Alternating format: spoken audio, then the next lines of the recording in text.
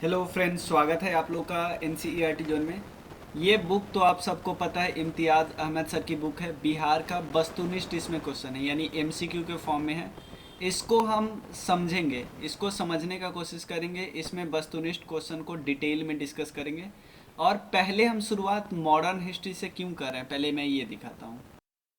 हमारा एक बिहार स्पेशल का पहले से प्लेलिस्ट था, बट इसमें बिहार स्पेशल 2.0 है, क्योंकि इसमें मैंने बहुत एक्स्ट्रा थोड़ा डेप्थ में गया हूँ।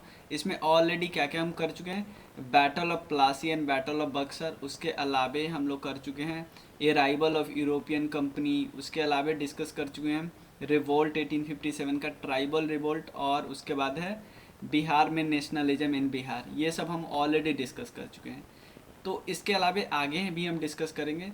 तो एक बारी हम लोग शुरुआत ही तो की है मॉडर्न हिस्ट्री से, तो हम एमसीक्यू भी शुरू करेंगे मॉडर्न हिस्ट्री से। तो चलिए शुरू करते हैं।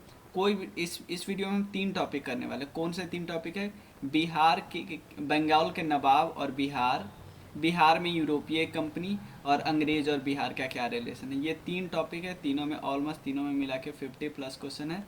और ज़्यादा देखो, इसमें बहुत सारे वन वर्ड वाले आंसर होंगे, तो इसको तो सीधा कर लेंगे। जहाँ भी एक्स्ट्रा फैक्ट की ज़रूरत होगी मैं बताऊंगा। और ऑलरेडी अगर मान लो अगर आप बीपीएससी बिहार स्पेशल 2.0 वाला लेक्चर देख चुके, आपको सारा क्वेश्चन आता होगा, मेजॉरिटी। ठीक है, तो चलिए शुरू करते हैं। पहला क्वेश्चन है, नवाब अली वर्दी खान जो बंगाल के नवाब थे, बिहार में कार्यकाल उनका कब से कब तक था, ये बताना है। 1740 से 1746 के बीच है, 1740 से 1746 के बीच है। तो इससे ये भी पता चल जाता है कि वो बंगाल की गद्दी पे अधिकार कब जमाया, 1740 में। बंगाल के नवाबों में किसने राजधानी को मुर्शिदाबाद से मुंगेर किसने किया? मुर्शिदाबाद से मुंगेर किया था मीर कासिम ने। देखो, सिराजुद्दौला थे, सिराजुद्दौला को हटा के मीर जाफर बना, मीर जाफर को हटा के मीर कासिम बना। और यही मीर कासिम, आपको पता है, बैटल ऑफ बक्सर करवाया। 1748 में बिहार के किस उप नवाब की हत्या हुई? 1748 में बिहार के किस उप नवाब की हत्या हुई? ये है हैबत जंग। हैबत जंग 1748 में अलीवर्दी खान ने रानी सराय के युद्ध में किसको पराजित किया? अफगान को। यानी अलीवर्दी खान आपने देखा 1740 से 46 के पीछे, बट अलीवर्दी खान रानी सराय के युद्ध में किसको? अफगान को हराते 1748 में। निम्नलिखित में से कौन बिहार के प्रथम नायब नाजिम था? प्रथम नायब नाजिम था, कौन सा था प्रथम? ये था राजा राम नारायण, राजा राम नारायण। अगला है, 1733 में मुगल सम्राट मोहम्मद शाह ने बिहार की सूबेदारी किसको प्रदान की थी? 1733 में बिहार की सूबेदारी किसको प्रदान की थी? यह है सुजाउद्दीन को मोहम्मद शाह ने। अलीवर्दी खान ने बिहार में अफगानों को किस युद्ध में हराया? ये है पटना की युद्ध। बिहार में कहाँ अलीवर्दी खान ने मराठों को पराजित किया? देखो, अफगानों को पटना के युद्ध में हराया, उसके बाद मराठों को कहाँ पे हराया? मराठों को हराया फतुहा में।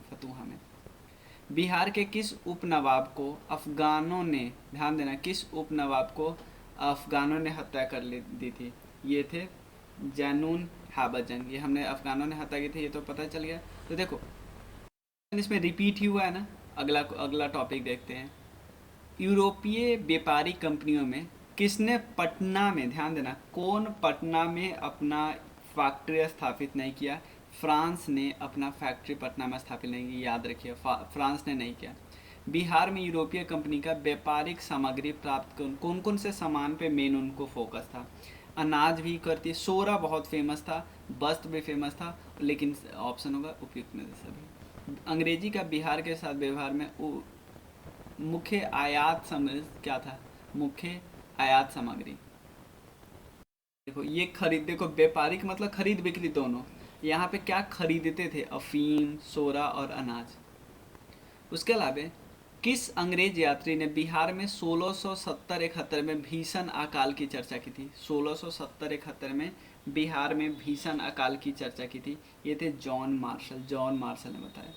अंग्रेजी यात्री जो एक थे पीटर मुंडी मुगल शासन में आए थे। वो किस मुगल शासन के समय में बिहार में आए थे? पीटर मुंडी पीटर मुंडी आए थे शाहजहाँ के समय में, शाहजहाँ के समय में। अगला है, यूरोपीय कंपनी द्वारा बिहार में स्थापित फैक्ट्री मुख्यतः कौन थी? भंडारण केंद्र, उत्पादन केंद्र, व्यापारिक केंद्र या प्रशासनिक केंद्र? फैक्ट्री देखो, खुद तो क्या ये खुद यूरोपियन कंपनी थोड़ी बिहार में उत्पादन करती थी, बिहार में वो खरीद लेती थी। तो एक तो भंडारण केंद्र था, व्यापारिक केंद्र था, प्रशासनिक केंद्र था, उत्पादन केंद्र नहीं था। तो डी करेक्ट आंसर हो जाएगा। अगला क्वेश्चन है, अंग्रेजों ने पटना में अपनी फैक्ट्री, अंग्रेजों ने पटना में अपनी फैक्ट्री किस मुगल शासक के शासनकाल में स्थापित की? पटना में अंग्रेजों ने, ध्यान देना, अंग्रेजों ने पटना में मुगल फैक्ट्री पटना में फैक्ट्री स्थापित इस्टाब्लिश किया किस मुगल शासन के साम्राज्य में? ये थे शाहजहां। बिहार के क्षेत्र में सर्वप्रथम कौन आए थे? अंग्रेज, डच, पुर्तगाली और डेन्स। कौन आए थे? ऑब्वियसली हर जगह तो पुर्तगाली ही आए थे। अंग्रेजों ने 1620 में बिहार में सर्वप्रथम कहाँ पे व्यापारिक केंद्र स्थापित करने का प्रयास किया? भले ही एक साल बाद वो बंद हो गया 1621 में, बट सबसे पहले उन्होंने कहाँ किया था? ये किया था आलमगंज पटना में, आलमगंज पटना में। बट फाइनली 1651 में आए, उसके बाद हमेशा के लिए रह गए। अंग्रेजों की पटना फैक्ट्री का प्रधान जॉर्ज चॉर्नक, देखो ये मैंने आपको बताया भी था, ये सारे क्वेश्चन मैंने बताए हैं आपके जो अभी 2.0 हो रहा है, 2.2 हो रहा है उसमें। जॉर्ज चॉर्नक अंग्रेजों के पहले फैक्ट्री का प्रधान कब बना? 1664 में। बिहार में डच कब आया? 1632 में, 1632 में। पटना सिटी में डेन्स लोगों ने अपनी फैक्ट्री कहाँ पे इस्टाब्लिश की? 1774। कब इस्टाब्लिश की? 1774। कहाँ पे? पटना में। किस यात्री ने पटना को मुगल साम्राज्य का दूसरा सबसे बड़ा नगर और उत्तर भारत का सबसे व्यापारिक केंद्र बताया? किसने बताया ऐसा? ऐसा बताया है टैवर्नियन है, ये फ्रांसीसी यात्री है, ये भी मैंने आपको बताया है। किस यात्री ने मुगल काल में पटना की जनसंख्या 2 लाख बताया है? पटना की जनसंख्या 2 लाख बताया, ये मैंड्रिक ने, ये भी मैंने आप लोगों को बताया। क्योंकि मैं 5 बुक को मिक्स करके करा रहा हूँ तो आपको कुछ भी नहीं छूटेगा, ये मान के चलो। बट वर्तमान में जो पटना कॉलेज का उत्तरी इमारती डच फैक्ट्री था, वर्तमान में गुलजार बाग स्थित गवर्नमेंट प्रिंटिंग प्रेस किसकी फैक्ट्री थी? ये बताना आपको। ये फैक्ट्री थी अंग्रेज की। यानी जो वर्तमान का पटना कॉलेज का इमारत जो है डच फैक्ट्री था, तो वर्तमान का गुलजार बाग जो गवर्नमेंट प्रिंटिंग प्रेस है वो अंग्रेज का फैक्ट्री था। पलासी का युद्ध के उपरांत बिहार का उपनवाब किसको बनाया गया? पलासी का जो हो गया उसके बाद बिहार का उपनवाब मीरन को बनाया गया, मीरन को। बंगाल के किस नवाब ने मुंगेर को अपनी राजधानी बनाई? बंगाल के किस ने मुगल को? ये थे मीर कासिम, अभी हमने डिस्कस किया। बिहार आने वाला पहला अंग्रेजी यात्री कौन था? ये थे रॉल्फ फिच। बिहार में ब्रिटिश सत्ता का सर्वप्रथम विद्रोह किसने किया? बिहार में ब्रिटिश सत्ता का सर्वप्रथम विद्रोह किसने किया? अली गौहर ने, अली गौहर। ठीक है, देखो अली गौहर ने कब पटना का घेरा डाला था? अली गौहर ने पटना का घेरा कब डाला था? 1760 में, ठीक है ना। और ब्रिटिश सत्ता का विद्रोह किसने किया? अली गौहर ने। ईस्ट इंडिया कंपनी को बंगाल, बिहार और उड़ीसा की दीवानी मिली थी। ये 1765 में एक ट्रीटी हुआ था, ट्रीटी ऑफ इलाहाबाद, 12 अगस्त को, शाह आलम द्वितीय और ब्रिटेन के पास ईस्ट इंडिया कंपनी के साथ, तो शाह आलम टू। मीर कासिम ने राजधानी मुर्शिदाबाद से मुंगेर तो ले गया, पता है, बट क्यों? क्योंकि चाहता था अंग्रेज के हस्तक्षेप से वो मुक्ति मिल जाए। बिहार के लिए एक लगान परिषद यानी रेवेन्यू काउंसिल बनाया गया था, ये भी मैंने आपको बताया, रेवेन्यू काउंसिल बनाया गया था ये 1770 में, रेवेन्यू काउंसिल। बाद में इसका नाम चेंज भी हुआ था, इसके अध्यक्ष है जेम्स अलेक्जेंडर। धीरज नारायण को हटाकर शिताब राय को कंपनी द्वारा बिहार का नायब दीवान बनाया गया। धीरज नारायण को हटाकर शिताब राय को कंपनी का बिहार का नायब दीवान बनाया गया। ये हुआ कब? ये 1767 में। पटना में गोलघर का निर्माण क्यों किया गया था? पटना में गोलघर का निर्माण मेन था क्योंकि अकाल आते थे तो अनाज का भंडारण के लिए। किस गवर्नर जनरल के काल में हुआ? ये बताना, किस गवर्नर जनरल के काल में हुआ? लॉर्ड कॉर्नवालिस के काल में। और करवाया किसने? जॉन गैस्टिन। अगला क्वेश्चन है, बिहार में अंग्रेजी द्वारा किए गए प्रशासनिक यानी एडमिनिस्ट्रेटिव चेंज के संबंध में कौन सा सही है?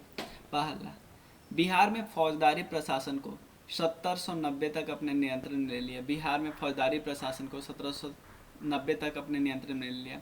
1866 में सारण जिला दो भाग में बटा, सारण और दूसरा चंपारण। दिस थर्ड ऑप्शन है। थर्ड ऑप्शन है 1875 में तिरहुत को मुजफ्फरपुर और दरभंगा। देखो ये सब डायरेक्टली मैंने कराए हैं, पॉइंट वाइज में कराए हैं ये, ठीक है ना, तो सब के सब करेक्ट है। पटना के पहले अंग्रेज मजिस्ट्रेट, पटना के पहले अंग्रेज मजिस्ट्रेट कौन थे? पटना के पहले ये थे चार्ल्स फ्रांसिस ग्रांट, ठीक है ना, ये भी कराए हैं। बिहार में सोरे के व्यापार का एकाधिकार अंग्रेजों को किसने प्रदान किया? बिहार में सोरे के व्यापार का एकाधिकार किसने प्रदान किया? ये किए करवाया मीर जाफर ने। बिहार के क्षेत्र में 1757-58 में मीर जाफर अंग्रेजों के विद्रोह आरंभ किया। मध्य मीर जाफर और विरोध आरंभ किया किसने? राजा राम नारायण ने या आगे किसी ने? ये किया तीनों ने, राजा राम नारायण, पहलवान सिंह, कामगर खा और सुंदर सिंह, सब ने कराया। एक्चुअली जो कामगर खा थे ना, वो कौन थे? ये नरहट के जमींदार थे, नरहट के जमींदार थे। उसके अलावा ये सब फैक्ट मैंने बताया है। पहलवान सिंह भोजपुर के राजा, भोजपुर के, तथा राजा सुंदर सिंह टिकारी के राजा थे।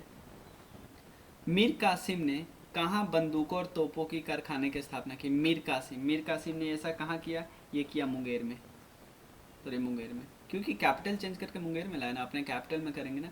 बक्सर का युद्ध क्या हुआ? 1764 में हुआ। अब याद रखना है 23 सितंबर के हुआ या 24 जून को हुआ। ये एक्चुअली 23 सितंबर को हुआ, याद रखना, लेटर थोड़ा हुआ। बक्सर के युद्ध में अंग्रेजी सेना का नेतृत्व किसने किया? बक्सर के युद्ध में ये कर रहे थे हेक्टर मुनरो। और इधर से तीन लोग थे, MBA, मुगल की तरफ से शाह आलम टू, बंगाल की तरफ से मीर कासिम, अवध की तरफ से शुजाउद्दौला। बक्सर के युद्ध में किसकी विजय हुई? ऑब्वियसली ईस्ट इंडिया कंपनी की। 1781 में बिहार के पटना के आसपास के क्षेत्रों में ब्रिटिश विरोधी संघर्ष में किसने भाग लिया? इकबाल अली खान, नारायण सिंह, या इन दोनों ने भाग लिया? ये बताना आपको, ये दोनों ने। और बट हुआ क्या? हेस्टिंग उस समय थे, हेस्टिंग ने इन दोनों के विद्रोह को दमन कर दिया। पटना नगर में 24 जून 1763 को किसने अधिकार किया था? पटना नगर पर 24 जून 1763 पे किसने अधिकार किया था? ये किया था एलिस ने। ये सब मैंने बताया है, एक बार वो प्लीज़ वीडियो लिस्ट जरूर देख लेना। निम्नलिखित में से किस भारतीय को रॉबर्ट क्लाइव ने बिहार का नायब दीवान नियुक्त किया था? ये थे सिताब राय। 1763 में पटना स्थित अंग्रेजी के फैक्ट्री का स्थापना किसने किया? पटना स्थित अंग्रेजों के फैक्ट्री का स्थापना किसने किया? ये बताना, नवाब मीर कासिम ने।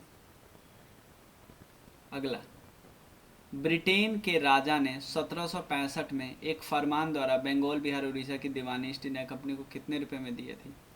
ये कितने रुपए में दी थी? ये दी थी 26 लाख रुपए में।